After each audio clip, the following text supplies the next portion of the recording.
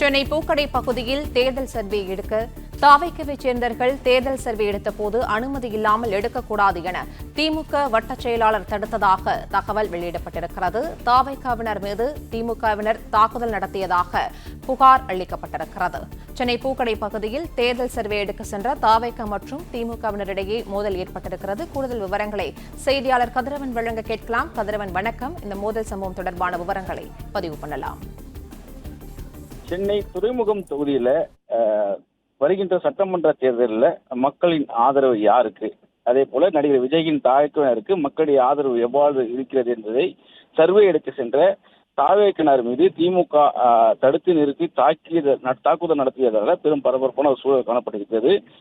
குறிப்பாக பாரிமுனை பூக்கடை அங்கப்பன் நாயக்கன் தெரு பகுதியில் தாவேக்க கட்சி சேர்ந்த ஒரு 5 பெண்கள் மற்றும் 10 பேர் சேர்ந்து இப்ராஹிம் சாலையில கழுத்தில் தாவேக்கா துண்டு அணிந்து சர்வே எடுக்க சென்றதாக கூறப்படுகிறது. குறிப்பாக வருகின்ற சட்டமன்ற தேர்தலில் தமிழக வெற்றி கழகத்தின் கட்சிக்கு மக்களிடையே எவ்வளவு ஆதரவு இருக்கிறது, மற்ற கட்சிகளுக்கு அந்த பகுதியில் எவ்வளவு ஆதரவு இருக்கிறது என்பதை வீடு வீடாக சென்று சர்வே எடுக்கும் பணியில ஈடுபட்டு வருவதாக கூறப்படுகிறது.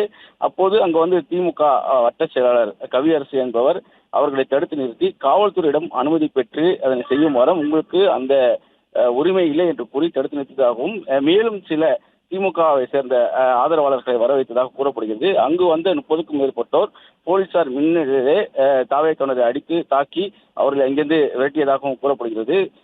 குறிப்பா நேற்றே அனுமதி கடிதம் கொடுத்து போலீசாரிடம் அனுமதி கேட்டபோது அவங்க வாங்க கூட மறுத்து விட்டதாகவும் தற்போது திட்டமிட்டு போலீசார் முன்னிலையிலே தங்களை தாக்கிவிட்டதாக குற்றச்சாட்டை தாவேக்கினர் முன்வைக்கிறார்கள். மேலும் காயமடைந்த சிலர் ஸ்டான்லி அரசு மருத்துவமனையில் சிகிச்சை பெற்று வருகிறார்கள்.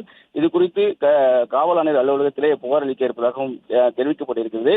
காவல்துறையிடம் அனுமதி பெற்று சர்வே எடுக்குமாறு திமுகவினை தடுத்து நிறுத்தியதோடு மட்டுமில்லாமல் காவல்துறை முன்னிலையிலே அவர்கள் மீது தாக்குதலும் நடத்தியிருக்கிறார்கள். இதில் காயமடைந்தவர்கள் ஸ்டான்லி அரசு மருத்துவமனையில் அனுமதிக்கப்பட்டிருப்பதாகவும் கூறப்படுகிறது. இது குறித்து வடக்கு கடற்கரை போலீசார் விசாரணை மேற்கொண்டு வருகிறார்கள். தற்போது அது தொடர்பான வீடியோ காட்சிகள் வெளியாக இருக்குது. இதனை வைத்து தற்போது தாவேக்காவினர் காவல் ஆணையர்கள் புகார் அளிக்க இருப்பதாகவும் தகவல் கிடைக்கப்பட்டிருக்கிறது.